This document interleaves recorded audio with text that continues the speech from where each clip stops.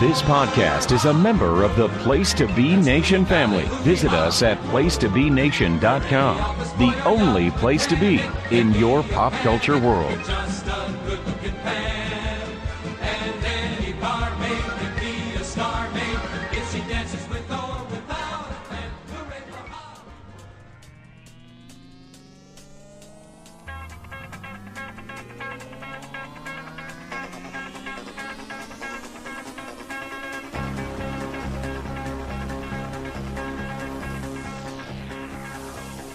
Place to Be Nation Pop Experience. Welcome to today's edition of the movie review of the day. I am Andy Atherton, coming to you on a Friday, closing out another fun week, a non-theme week, but I am going to get a little ahead. I will tell you what next week's theme is at the conclusion of today's episode, but it kind of leads into a little bit. But for said episode, I am going back to the year 1984 to talk about the Cannonball Run 2. Now, yes, I did recently talk about the original Cannonball Run from 1980. Let me find when I did that, and I'm going through our sheet here, and I can't believe we've done this many episodes already. My goodness gracious. Yeah, back on March 30th, I covered, as part of our Classic Comedies Week, the first Cannonball Run, and I couldn't wait to talk about the third one. Now, whether I do the second one, whether I do the unofficial third one, which is called Speed Zone, which is, gotta be honest, not a very good film. I may do that at one point because I am a completist, as if some of you have listened to a lot of my other shows. That's how I am. But I really, honestly, between Cannonball Run and Cannonball Run 2, I don't think I could pick which one I like more, because they're both hysterical. They both got me to laugh a certain way. I've had so nice between these movies, the Grumpy Old Men movies, and the Airplane and Mel Brooks, like where me and my buddies would just sit around and just continuously quote these movies and make each other laugh. And it's just, and this is up there. So the log line for this movie is the original characters from the Cannonball Run, again, race across the country in various cars and trucks. And again, directed by Hal Needham and produced by Albert S. Ruddy. And we have a nice mix of returning actors and actresses and new actors and actresses. Of course, in this one, instead of going from, I believe they started in New Jersey in the first one and ended up in California, they start in California and they end up going to Darien, Connecticut, of all places, where I used to live in the town over, and I work next to that in Stamford. So very weird how, out of all places, they could have picked Darien, a small town in Fairfield County, Connecticut. Pretty funny. So we're going to call up the cast list here, because this is a who's who at the time, right? So returning, we have Burt Reynolds, Dom DeLuise, Dean Martin, Sammy Davis Jr., Jamie Farr. I'm trying to find who else. Jackie Chan also returned. So those are the ones that returned. So in this one, joining the cast this time, we have Mary Lou Henner, Telly Savalas, Shirley MacLaine, Susan Anton, Catherine Bach, Foster Brooks, Sid Caesar, Tim Conway, Tony Danza. Jack Elam comes back as well. We have Richard Keel, Don Knotts, Ricardo Montalban, Jim Nabors, Louis Nye, Molly Pecan, Charles Nelson Riley, Alex Rocco, Frank Sinatra, the chairman of the board, shows up in this movie. Mel Tillis, Joe Theismann, Abe Vigoda, Fred Dreyer, Artie Johnson, Chris Lemmon. Try to find anybody else here. Sean Weatherly shows up. So the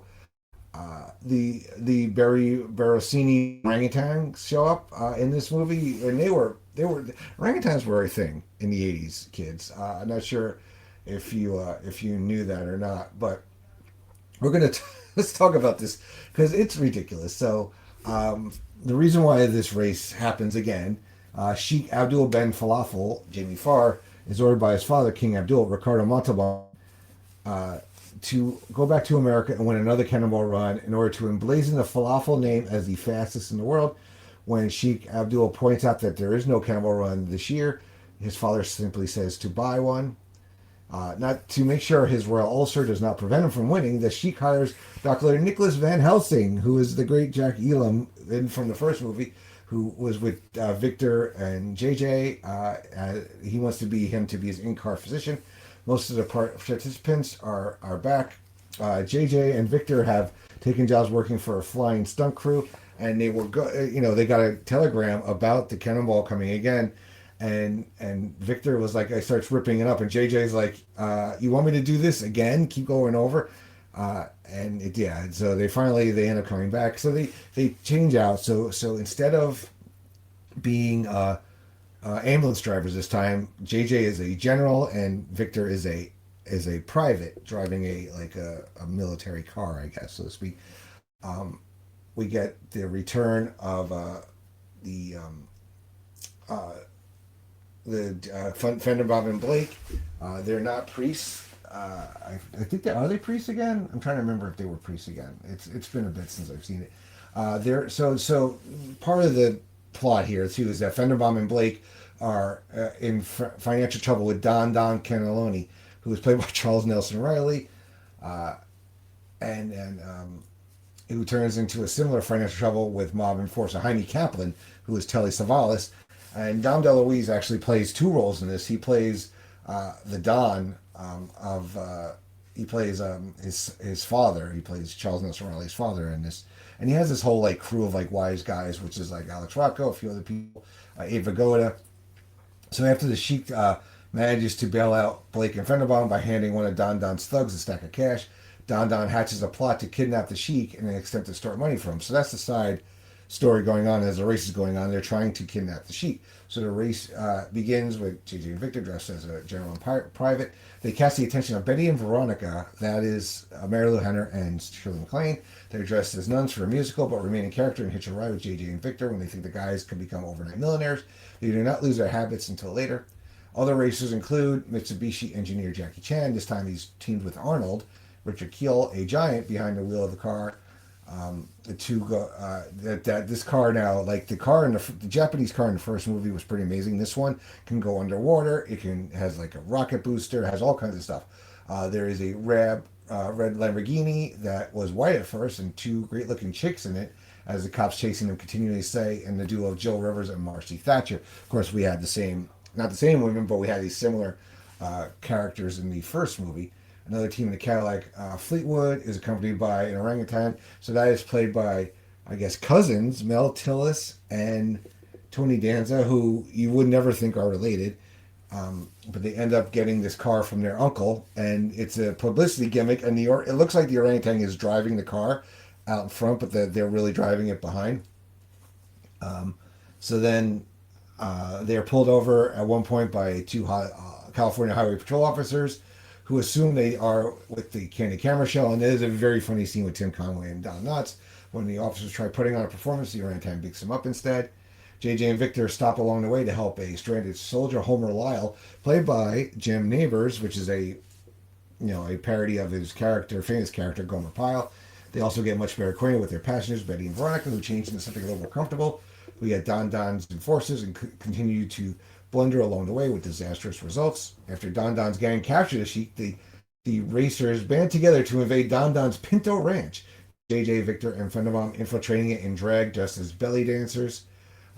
So in order to infiltrate the ranch, we get Frank Sinatra, and they have to go stop and see him, basically to kiss the ring, and he gets them into the performance. Now, I don't know what to believe in the stories about Sinatra in this movie, because he is never shown in the same shot as any other characters. It's a great scene though, where they kind of they talk to him, and Sinatra was the man. You respected him. He was basically the godfather of entertainment.